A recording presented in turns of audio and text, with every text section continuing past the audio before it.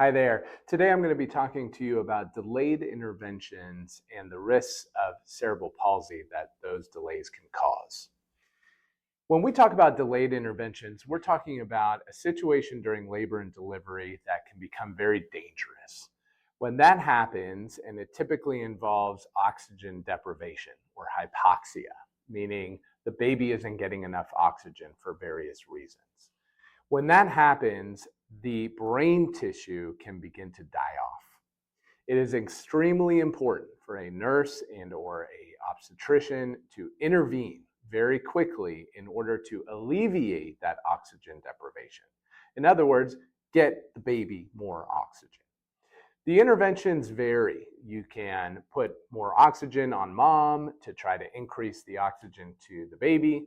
You can reposition mom a little bit because it could be that the cord is clamping down or compressing somewhere in between mom's bones and the baby.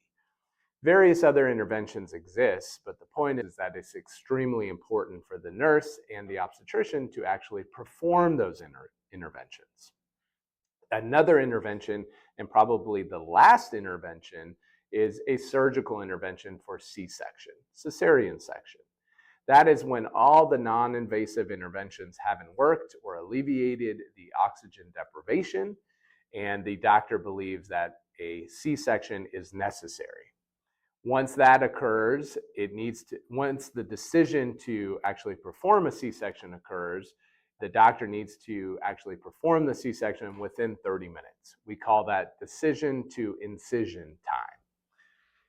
If any of these interventions, whether the invasive C-section or the non-invasive interventions, such as repositioning, do not occur and they are delayed for whatever reason, whether it's the decision to actually perform the C-section or the actual performance of the C-section, if any of those are delayed in any way and oxygen continues to be discontinued to the baby, then it is an extremely dangerous situation.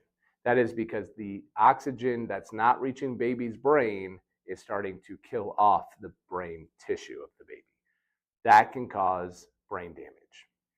Certain parts of the brain that die, such as white matter in the brain, are what controls the movements of a child, of any human.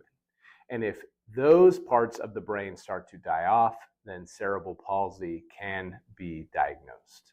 Cerebral palsy comes in various forms, and it really depends on the type of brain damage that occurred. But if a nurse or an obstetrician failed or delayed the interventions that were necessary to get more oxygen to the newborn, then that increases the risk of cerebral palsy. If your child was diagnosed recently with cerebral palsy and you believe that there might have been a delay in the interventions, then you need to speak to a birth injury lawyer. My name is Adam Funk, and I am a birth injury lawyer, and I would be happy to speak to you.